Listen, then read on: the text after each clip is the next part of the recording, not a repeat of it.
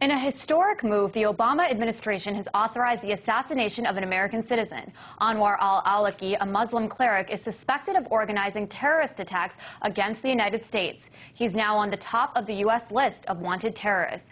Well, joining me now to help talk about this story live from Charlottesville, Virginia, is author and activist David Swanson. David, thanks so much for joining me. First of all, this has been called an unprecedented use of power, and even a top Bush administration official said that he didn't know of any assassinations of U.S. citizens under the former president. Why do you think President Obama is taking this extraordinary step on an American?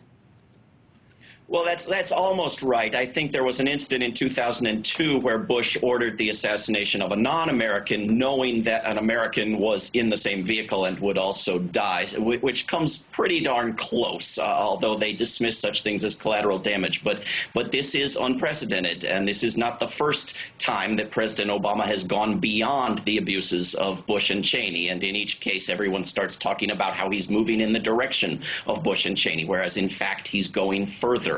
I think that in some ways our government is moving from torture to murder as the tool of choice. I think they've seen a lot of repercussions from torture, had a very hard time legalizing it, have seen CIA agents convicted in Italy, prosecutions begun in Spain. It's a lot of headaches. Here you had the Director of National Intelligence go into Congress in February and announce it will be legal to assassinate Americans as long as they're abroad, and presumably non-Americans as well, which is actually no more legal.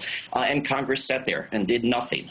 Very, very easy in comparison to what it took to legalize torture.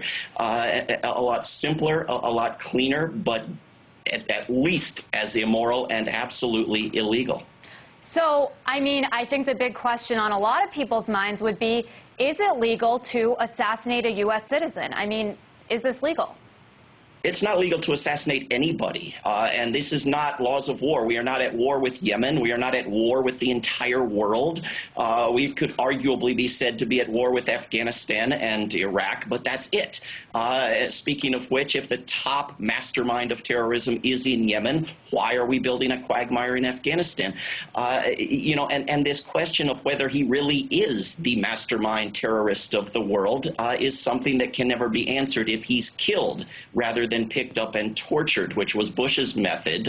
These same sorts of claims were made about Abu Zubaydah and others who we now know were innocent, at least of any of the things they were accused of. But if you go in and you kill someone, you can claim anything, including a situation like al-Libi, where we tortured someone until he said there were weapons in Iraq. Well, now you just claim that someone masterminds the stockpile of weapons, and then you put a bullet in his head. Now, David, I want to stop you there for a second. I really want to know how something like this works. I mean, can the president just wake up one morning and decide that someone must be assassinated in the name of the war on terror? I mean, are there any legal hoops that the White House has to jump through, or does the president's word just go? Well, it's not legal under domestic or international law, but what you can get away with is what you can get away with. And at the moment, the president can get away with anything. Now, the International Criminal Court later this year will be taking up the question of whether it can prosecute the crime of aggression. And an assassination, like a war, is on a smaller scale a crime of aggression. This is a crime against humanity. But the question will become whether the International Criminal Court has the nerve to prosecute Americans. Certainly, they have the legal right and the legal duty to do so. It's a question of whether they find the nerve and the decency and the integrity to attempt it. Well, David Swanson, I want to thank you so much for joining us. And of course, we will continue to follow the story and bring the latest to our viewers.